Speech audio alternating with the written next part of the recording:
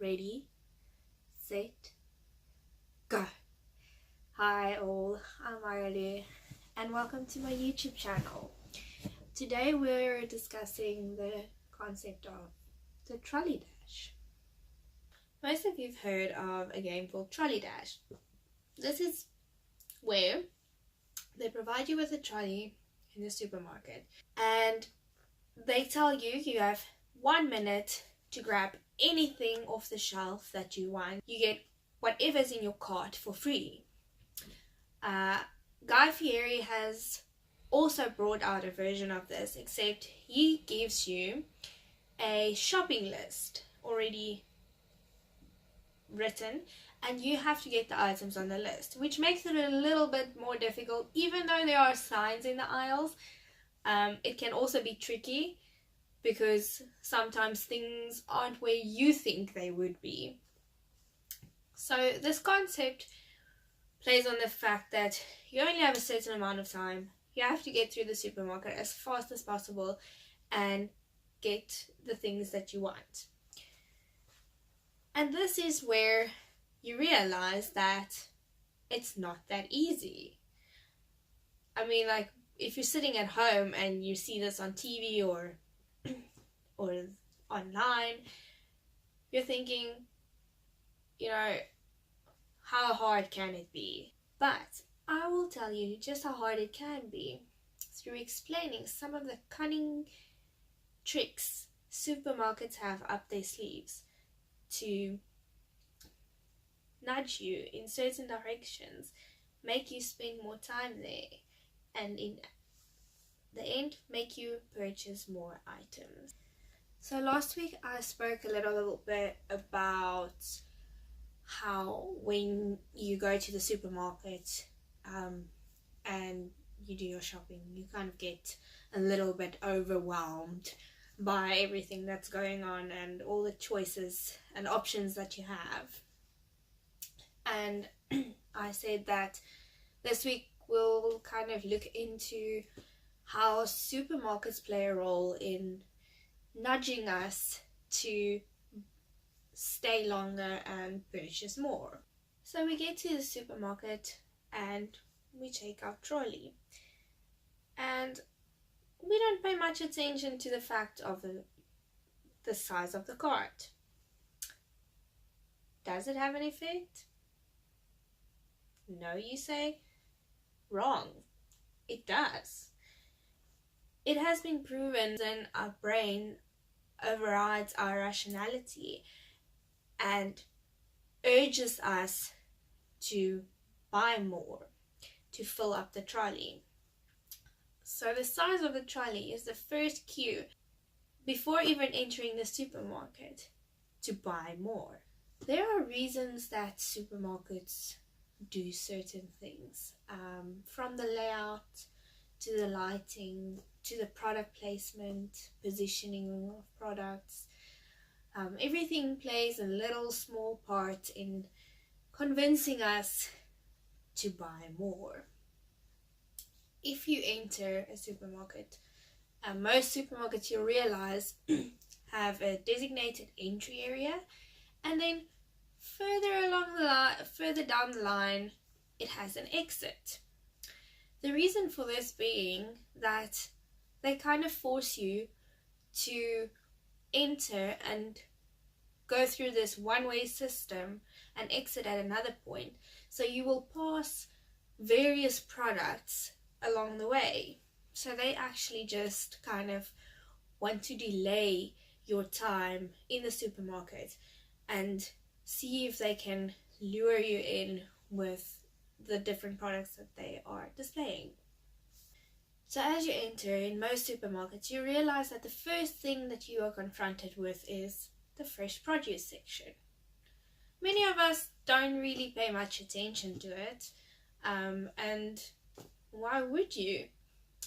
The reason for this is, in my first video I spoke about how our brains have so many neurons, and this is all stimulated by various cues in our environment.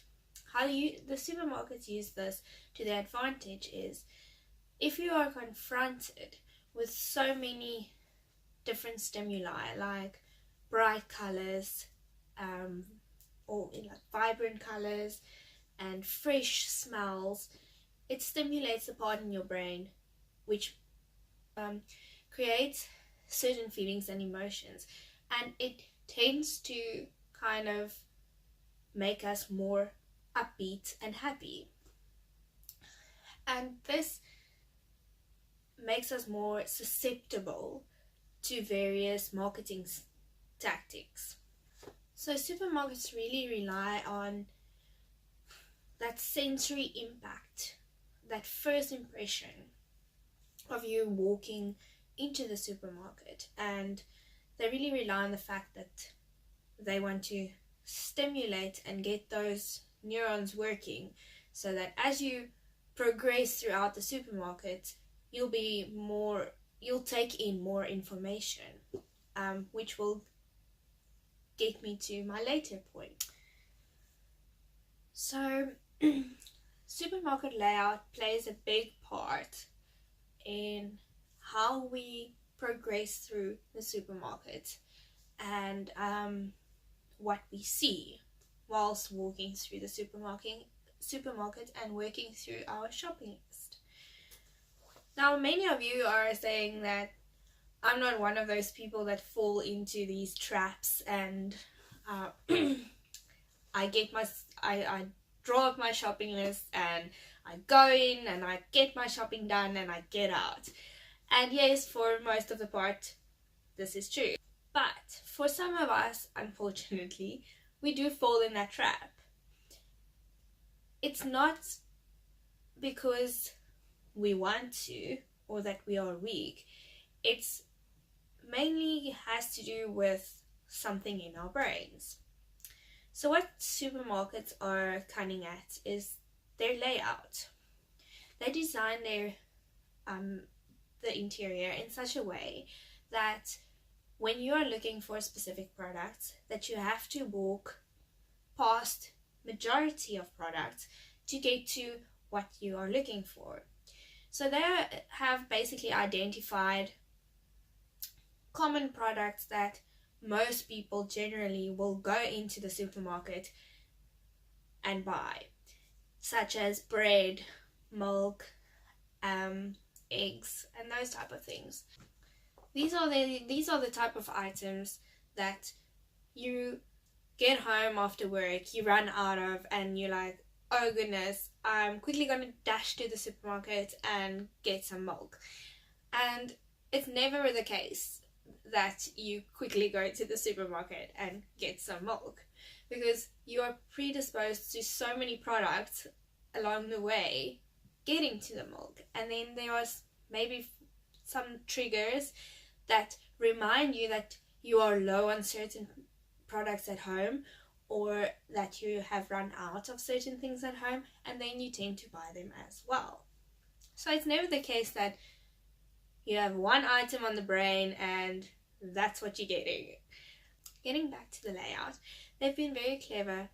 As you can see in the video, the milk product is at the end of the aisle, whereas you are first exposed to the yogurts and so on and so forth, and then only do you get to the milk. Also, they do not have all their dairy products in one aisle. Most of the times it is spread out in various aisles. No, this is not a coincidence. This is also a tactic that they use to delay your time in the supermarket. The reason being, Paul Mullins did a study and an experimental brain scan study, and he discovered that after about 40 minutes, we tend to throw rationality out of the window and we start shopping based on emotions. And this is why supermarkets tend to want to delay your time within the supermarket, so that they can get you fatigued beyond a certain point, so that you will not shop rationally but rather emotionally. Because let's face it, then we end up with a lot of stuff in our trolley that we didn't intend to buy. And that is what they want. All aisles in supermarkets aren't the same width. Some aisles are narrower than others. The reason for this is we tend to feel threatened in confined spaces, which is a natural instinct for us, and our natural instinct is to get out. So in the aisles that are narrower, they tend to place products that are not as expensive, because you will then they kind of force you to spend less time in those aisles. And in the aisles that are where the more expensive goods are, say for instance meat products, they will make those aisles broader, and they will definitely change the lighting in those aisles so that it can have a calming effect on you, and you will spend more time in those aisles. Lighting plays a big part in supermarkets, and they really rely on this to distort your awareness of time. As you'll notice, in most supermarkets they don't have skylights or windows, so you don't necessarily know how long you've spent in the supermarket because the lighting is controlled. And that also has an effect on how long you spend there, because you may be thinking that you've spent 10 minutes in the supermarket, whereas in actual fact you've spent 30 minutes in the supermarket. So you don't really realize how long you've been in the supermarket. And that links back to the delaying of your shopping experience, so that you can not only be exposed to more products, but also to get you past that 40-minute mark, so you will start shopping based on emotions. At this point, when in your shopping journey, your brain is kind of tired, and when our brain gets tired, it goes into autopilot. And this is when we are bombarded and overwhelmed with all these options that they give us. Supermarkets have an average of 44,000 products on their shelves, and this is also part of their delay tactics, because the more options you have, the more time you need to scan through the options, weigh up your options, and decide what option is best suited for you. This gets us to almost the end of our journey in our supermarket. They usually place the products that people tend to buy impulsively at the end of the aisles, or we've all heard of this, point of sale purchases. Yes, the candy bars, the chocolates, the chips, all those goodies that aren't good for you. But when you see them, you get a craving. And that is why they put these products there. Because as you are standing there unloading stuff from your trolley, and your eye catches all these different things, and it's constantly there in your peripheral vision, more likely you are bound to investigate and maybe purchase one of these items that you don't necessarily need but definitely want. Well guys, I hope this was not too intense and overwhelming. Thanks again for watching, and I'll see you guys next week. I'm going to post a little bit earlier since it's Halloween, so dare to watch, and you can decide, will it be a trick or will it be a treat? See you guys next week.